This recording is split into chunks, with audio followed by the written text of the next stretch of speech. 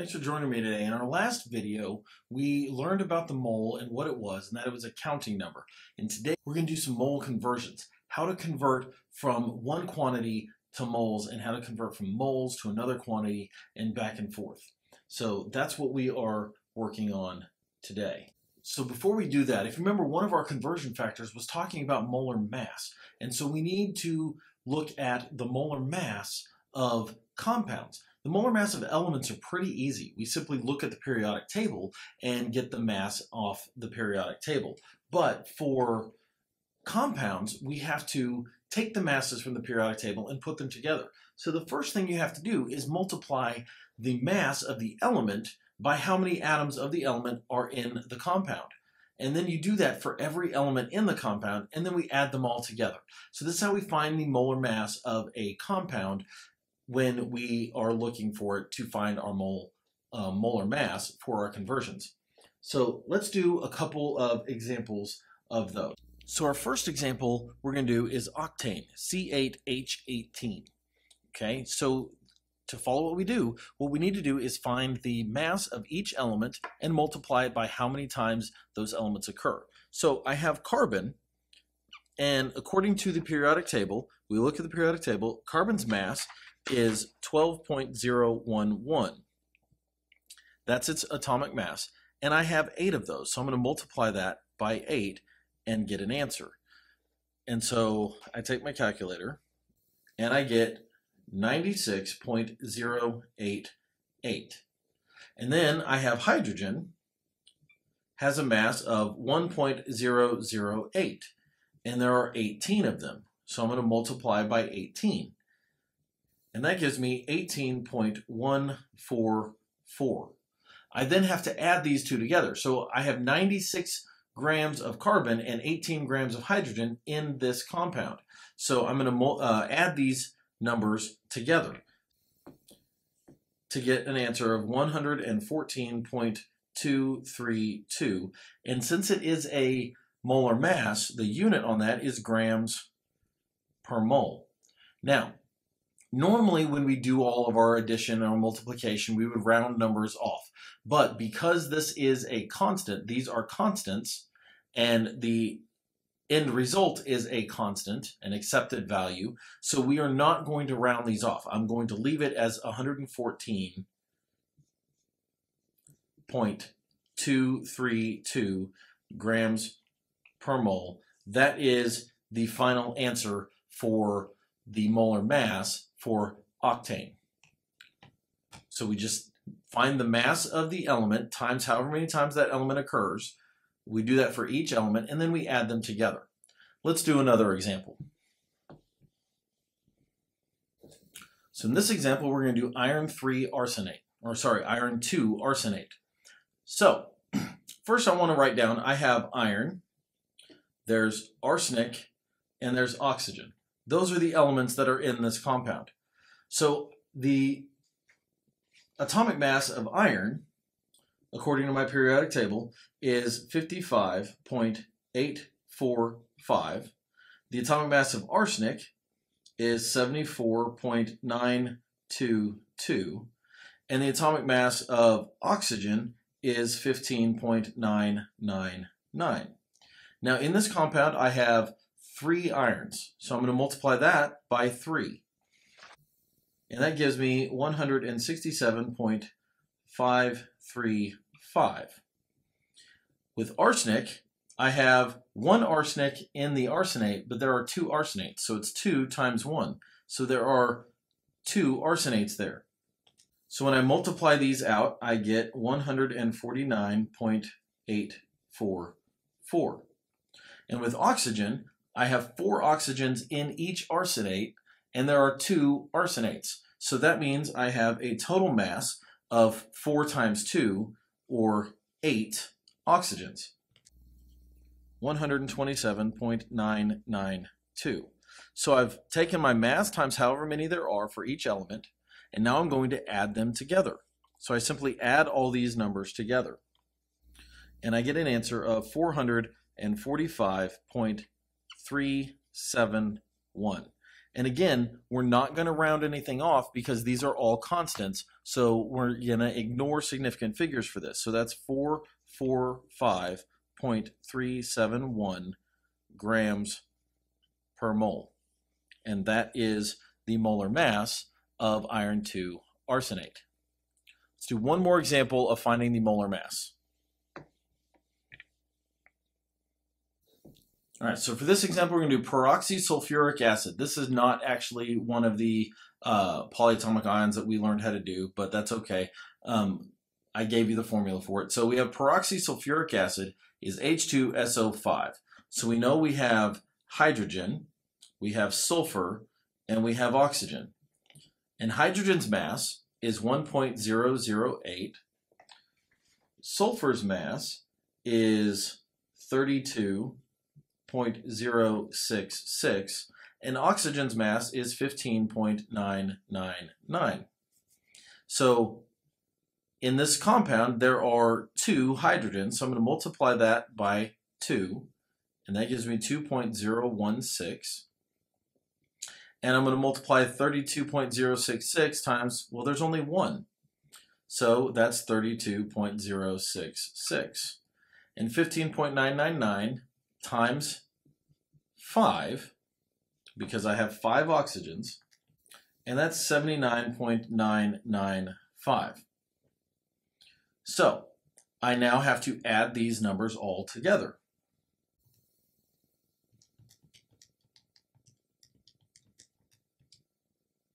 And that gives me an answer of 114.077.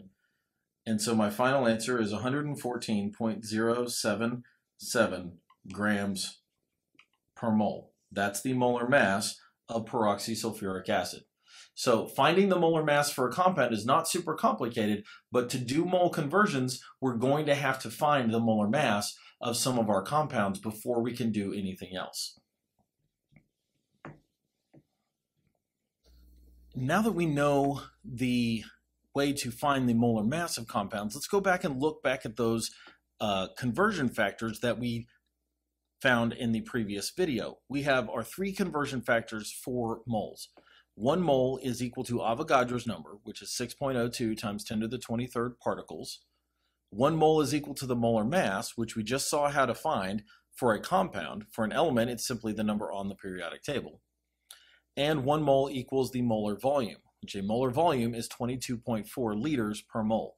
So these are the conversion factors that we're going to use for all of our example problems and for all of our mole conversions. Now, I have this right here. It's a map of the North Texas area. And you'll notice that we have Fort Worth, Dallas, Waco, and Austin.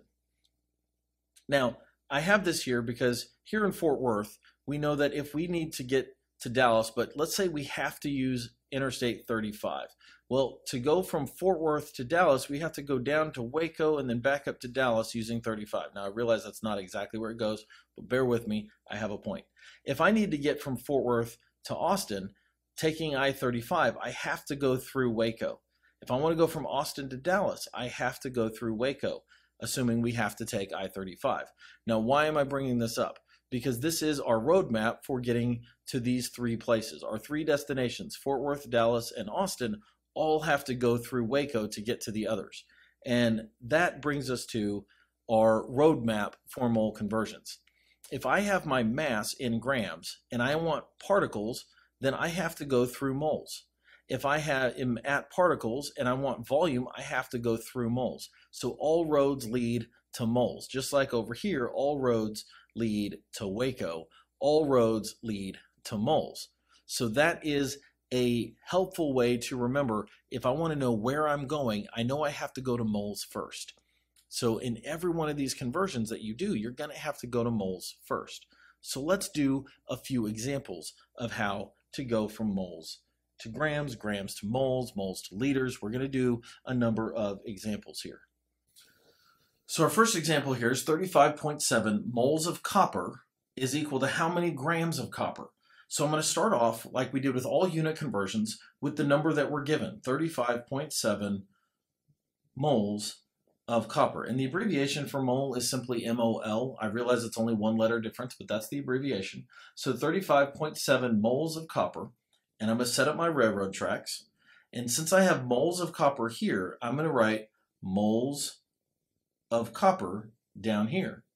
And I'm converting it to grams of copper. So in our conversion factors, it was 1 mole. 1 mole is equal to the molar mass in grams. So I have to get the molar mass of copper. I look at the periodic table, and that's 63.546. So that is simply my mole conversion. So that gives me moles of copper are going to cancel out, and I'm left with grams of copper, which is what I wanted. So I'm then going to do my math. I'm going to do 35.7 times 63.546, and that gives me an answer of 2268.5922. So I do need to convert this or round this off to significant figures. And I do that because this is a measurement. This is a constant. So I ignore the significant figures here and I look only at the significant figures of the number I started with. Well, that's 3 significant figures. So I have 1, 2, 3 significant figures. I look next door, that's bigger than 5. So my answer is 2,270, and then my unit is grams of copper. So I have converted my 35.7 moles of copper is 2,270 grams of copper. So that is our first example. Okay, so for this example, I have 8.9 times 10 to the 24th molecules of carbon dioxide is equal to how many moles of carbon dioxide? Now, I want you to make sure you notice that molecules and moles are not the same unit. And you're pretty much always going to see molecules written out as molecules. You might sometimes see it abbreviated as molic, but moles is MOL, molecules is molecules. So they're not the same unit, even though they're very similar. So don't be confused by that. So I'm going to start by writing out my number that I start with, 8.9 times 10 to the 24th molecules, and I'm going to abbreviate it here, of CO2. And then I do my railroad track. Well, molecules are particles. So I'm going to use my conversion factor that has particles in it because molecules are particles. So that means I have 1 mole equals Avogadro's number of particles. So molecules is on the top, so I'm going to put molecules on the bottom. How many molecules is Avogadro's number? Because it's 6.02 times 10 to the 23rd molecules is equal to 1 mole of CO2. So now you see that the molecules cancel out and I'm left with moles, which is the answer that I want. So I'm going to put this in my calculator. So I have 8.9 times 10 to the 24th divided by Avogadro's number, and that gives me an answer of 14.78405,316 moles of CO2. But then I have to round to the proper number of significant figures.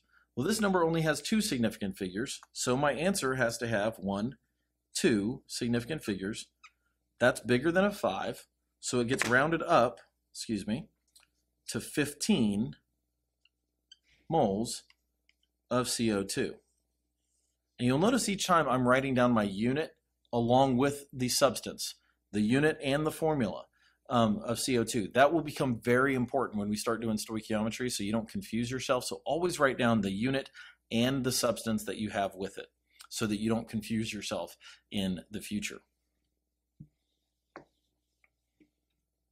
So for this example, we've got 127.5 liters of H2 is equal to how many moles of H2? So again, I'm going to write down my starting value, 127.5 liters of H2, and then I do my grid, if I have liters of H2 here, I'm going to have liters of H2 on the bottom so that they'll cancel out. And if I'm going to moles, I'm going to put moles on the top. Now my conversion factor tells me that 1 mole is equal to the molar volume of a gas, which is 22.4 liters. Now realize this question didn't specifically say that it was at STP, at standard temperature and pressure, but we're going to assume it is until we learn how to do conversions of pressure and temperature in gas laws. So for now, we're going to assume it's always at standard temperature and pressure. So in this case, you're going to see that it's 127.5 times 1 divided by. So I'm basically just dividing these numbers. So 127.5 divided by 22.4. And I get an answer of 5.691964286. So this has to be rounded to proper significant figures. I have 1, 2, 3, 4 significant figures here. So my answer needs 1, 2, 3, 4. That's bigger than a 5. So it becomes 5.692. And my unit is moles of hydrogen. And so there we go. That is our third example. So for this example, 42.9 grams of water equals how many molecules of water? This time you'll notice I'm going from grams to molecules. So if you look back at the roadmap, in order to go from grams to particles, which molecules are particles, in order to go from grams to particles, I have to go to moles first. Now you could do this in 2 steps, but I'm going to do it all together at once. So let's see how to do that. I have 42.9 grams of water. And then I set up my railroad tracks. And since I have grams of water here, I have to have grams of water down there. So I'm going to go from grams, and I just said we got to go to moles first. So I'm going to convert this to moles of water. And my conversion factor is 1 mole equals the molar mass in grams. So I need to find the molar mass of water. That's why we went over how to find the molar mass a few minutes ago. So water has 1.008 is the mass of hydrogen, and there are 2 of those, plus the 1 mass of oxygen is 18.015. You can go through and calculate that yourself, but this is the molar mass of water. So you'll see that my grams of water cancel out. I now have moles of water, but the question wants molecules. So I'm going to keep going. And since I have moles of water on the top, I need to have moles of water on the bottom so that they will cancel out. And my conversion, and I'm converting to molecules, so that's going to be on my top, molecules of water. So my conversion factor is 1 mole is equal to Avogadro's number of particles. So that's 6.02 times 10 to the 23rd. So now I'm going to do my multiplication.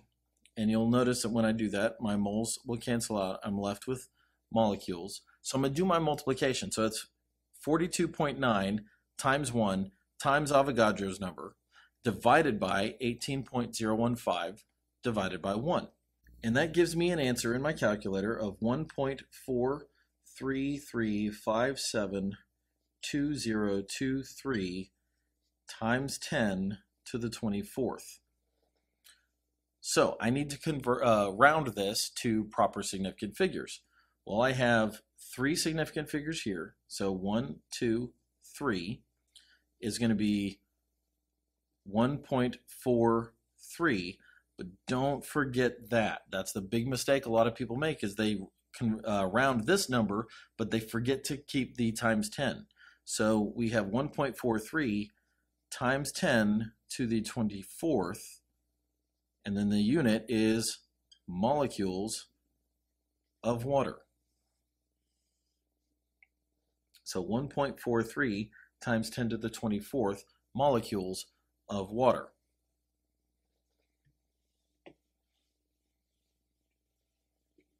For this example, we have 2.04 times 10 to the 24th atoms of uranium is equal to how many grams of uranium. Now, once again, atoms are particles. So I'm going to go from particles to grams. So in order to do that, I have to go through moles first. We always have to go through moles first. So 2.04 times 10 to the 24th atoms of uranium. And then if I have atoms of uranium, I have to have particles of uranium. I need particles of uranium on the bottom. So I'm going to use Avogadro's number, 6.02 times 10 to the 23rd atoms of uranium is equal to 1 mole of uranium. So my atoms of uranium cancel. I have moles of uranium. And now I can go from moles of uranium, 1 mole of uranium is going to be equal to the molar mass of uranium. The molar mass of uranium is 238.03 grams of uranium per mole. So my moles will cancel out. I'm left with grams of uranium. So now I'm going to multiply my numbers. I'm going to have 2.04 times 10 to the 24th times 238.03 divided by Avogadro's number. And that gives me an answer of 806.613289. And again, significant figures. I have 3 significant figures here, so my answer can only have 3 significant figures. That's bigger than a 5, so my final answer is just 807 grams of uranium. And again, don't forget the substance, the unit and the substance.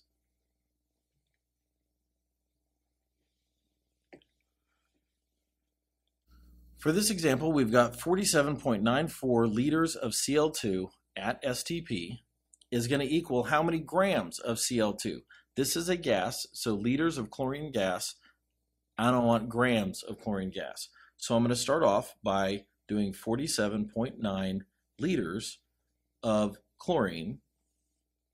Well, liters of chlorine is going to give me liters of chlorine on the bottom, and I'm going to have to go to moles first. So that's going to be 1 mole is equal to the molar volume of 22.4 liters. So remember, the molar volume, it doesn't matter what the gas is. If I have a mole of any gas at STP, it's going to have a volume of 22.4 liters.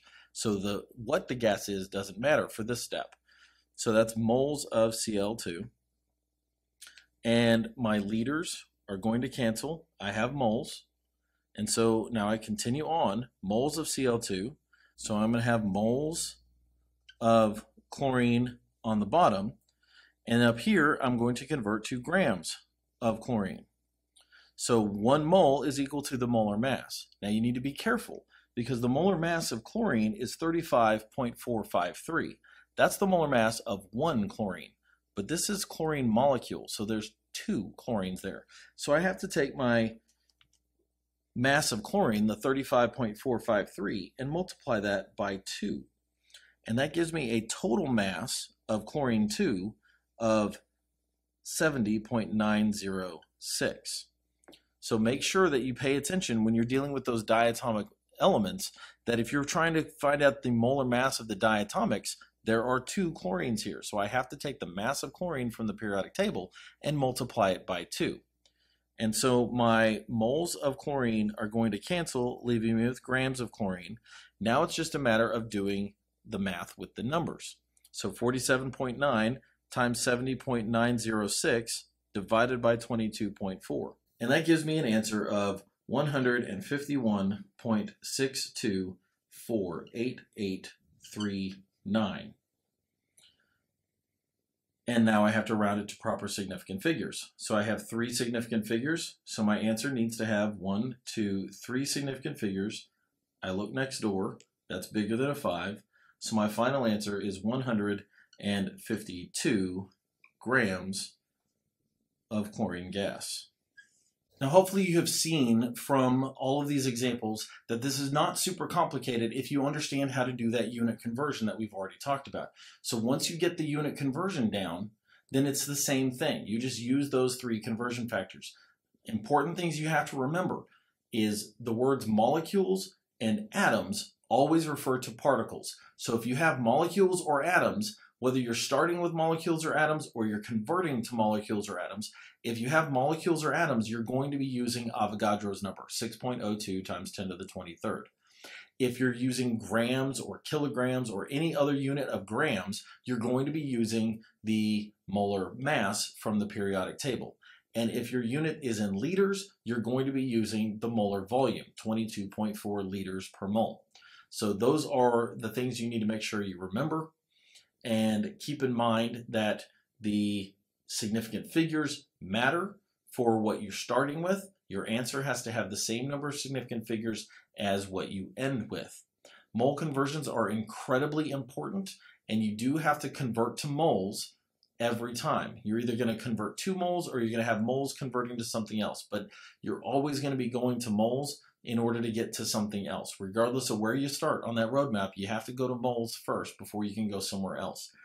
And that is the key. This will become incredibly important in the next section of our class when we start talking about how to actually use these moles and why it's so important. So make sure you understand how to do this. Get help if you need to. Thanks for watching. Have a day.